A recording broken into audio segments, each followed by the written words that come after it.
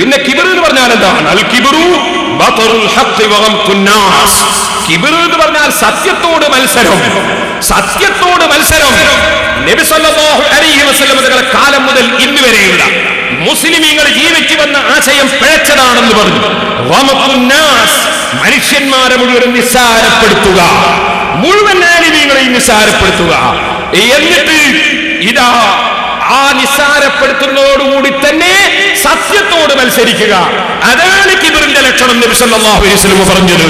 എന്റെ മാന്യ മുസ്ലിമീങ്ങൾ മനസ്സിലാക്കണം, മനുഷ്യന്റെ മനസ്സിലുള്ള കിബർ അത് നോക്കിക്കാണുന്ന ആളായിരുന്നു ബഹുമാനപ്പെട്ട ഗൗസുൽ ആലം മുഹീദ്ദീൻ അബ്ദുൽ ഖാദിർ ജീലാനി.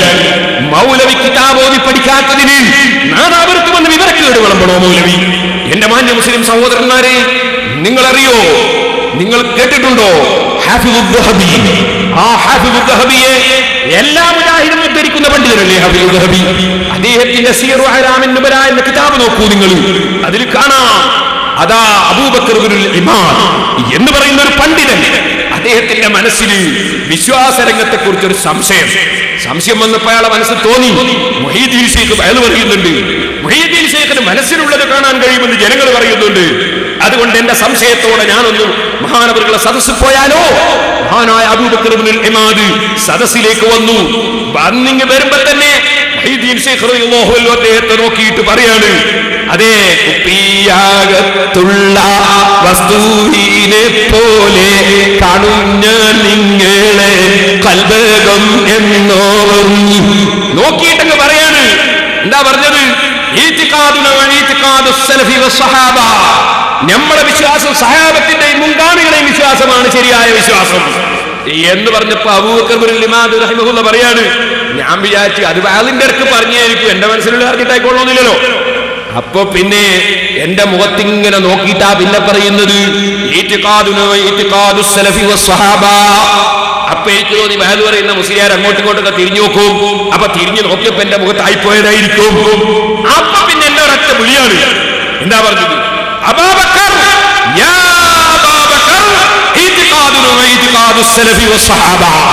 ഏ അബൂബക്കറേ, നമ്മുടെ വിശ്വാസം സലഫ് മുൻഗാമികളുടെയും സഹാബത്തിന്റെ വിശ്വാസമാണ്. അതാണ് ശരിയായ വിശ്വാസം. പോയിക്കോ നിന്റെ വീട്ടിലേക്ക്, വീട്ടിലേക്ക് പോയിക്കോ.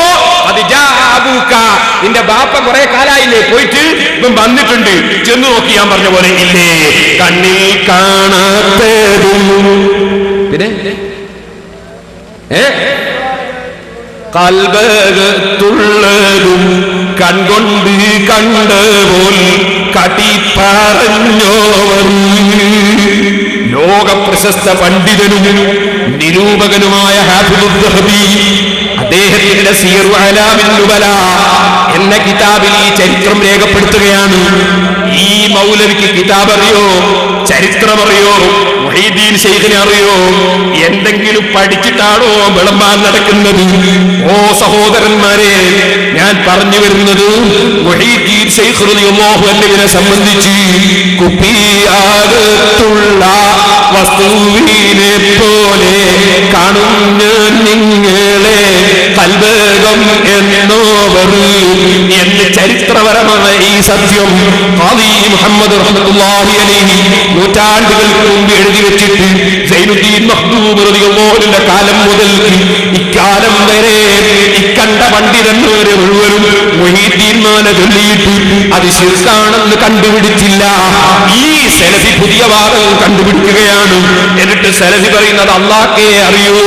പക്ഷേ അതേ സലഫി തന്നെ പേരോടിന്റെ മനസ്സ് മൂപ്പര് നോക്കി വായിക്കുകയാണ്. പേരോട് കിബറാണ് ജനങ്ങളെ. ഈ മൗലവിയെ കുറിച്ച് തീരുമാനമെടുക്കട്ടെ നിഷ്പക്ഷമതികൾ. ഇനി ഞാൻ പറയാൻ പോകുന്നത് കേട്ടോ സഹോദരൻ.